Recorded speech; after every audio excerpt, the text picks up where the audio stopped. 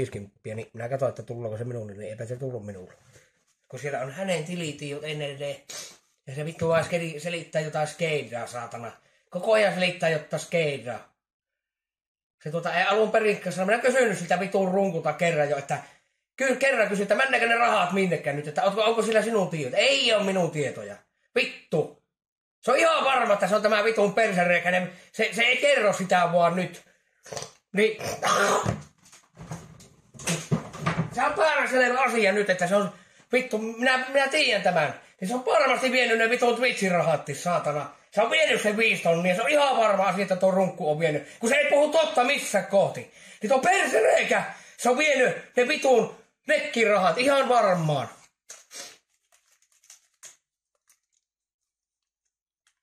Se on vittu monta, ihan varmaan vienyt ne. Se on Twitchi varmaan maksanut ne, saatana. Ja sitä ei tiedetä niin kauan, tästä ei saa selekkuta ennen kuin se vitun Twitchi on pannessa. Niin sitä ei saa selvittää tähän.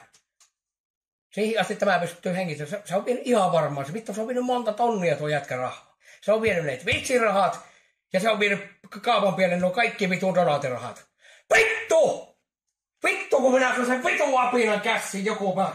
Ja kyllä se poliisi sen kertoi sen vitun ruukarin nimen. Ja sitten minä vittu etin sen vitun